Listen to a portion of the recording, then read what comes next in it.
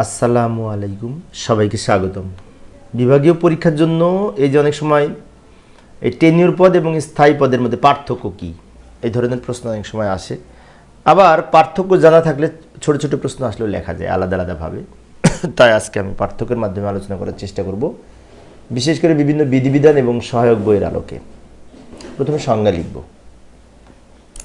Tenure পদ কী? কোনো একটি নির্দিষ্ট সময়কালের জন্য সৃজিত পদকেই টেনিউর পদ বলে। অর্থাৎ একটা নির্দিষ্ট সময়কালের জন্য এই টেনিউর পদের সৃষ্টি হয়। অন্যদিকে কোনো প্রতিষ্ঠানের বিশেষ করে জনবল কাঠামো এর ক্ষেত্রে বা অর্গানোগ্রামে যে পদ উল্লেখ থাকে সেটি স্থায়ী পদ। তাই আমরা লিখতে পারি, স্থায়ী পদের সংজ্ঞা লিখতে পারি, একটি প্রতিষ্ঠানের সৃষ্টির সময় সেই প্রতিষ্ঠানের জনবল এর একটি জনবল কাঠামো এবং অর্গানোগ্রাম থাকে। সেই অর্গানোগ্রাম প্রস্তুত করার সময় অর্গানোগ্রামে যে পদগুলি উল্লেখ থাকে সেটা হচ্ছে স্থায়ী পদ। বিএসআর পার্ট 1-এর বিধি 5-54-তে টেনিওর পদ সম্পর্কে বলা হয়েছে।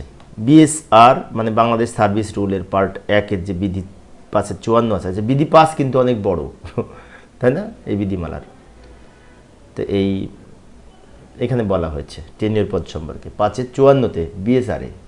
বাট এই স্থায়ী পদ সম্পর্কে কিন্তু সরকারি চাকরি আইন 2018 ধারা 2-20-এ বলা হয়েছে স্থায়ী পদ সম্পর্কে। এখানে কিন্তু দুইটা আলাদা বিধি, একটা হচ্ছে বিএসআর পার্ট 1 আর একটা হচ্ছে সরকারি চাকরি আইন 2018, তাই না?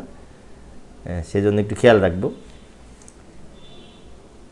এরপরে আমরা পার্থক্য যদি আসে তাহলে 5 মার্কসের জন্য নিশ্চয়ই আসবে। তো এই পাশাপাশি আরও লিখতে পারি যে টেনিওর পদটা তো অস্থায়ী পদ, তো এই পদের কোনো ভিত্তি নাই। সেজন্য বলেছে টেনিওর পদের কর্মচারীদের চাকরি হারানোর ভয় থাকে, কিন্তু স্থায়ী পদের কর্মচারীদের চাকরি হারানোর ভয় থাকে না, কারণ ওটা স্থায়ী। আরও লিখতে পারি টেনিওর পদে কোনো একজন কর্মচারী একটি সীমিত সময়ের জন্য থাকেন, তাই না? এইভাবে লিখতে পারি। 5 মার্কস তো একটু বেশি লিখতে হবে যদি 5 মার্কসের জন্য আসে। যেমন টেনিওর পদে কোনো একজন সরকারি কর্মচারী একটি সীমিত সময়ের জন্য অধিষ্ঠিত থাকতে পারেন, সীমিত সময়ের অধিককাল আর অধিষ্ঠিত থাকতে পারেন না।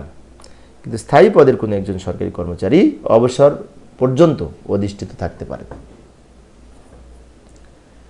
আরও লিখতে পারি টেনিওর পদের কর্মচারীরা চাকরি শেষে পেনশন সহ অন্যান্য সুবিধা থেকে বঞ্চিত হন। মানে টেনিওর পদে পেনশন নাই, বাট স্থায়ী পদের এগেনস্টে পেনশন সুবিধা আছে, পেনশন সহ অন্যান্য আর্থিক সুবিধা রয়েছে।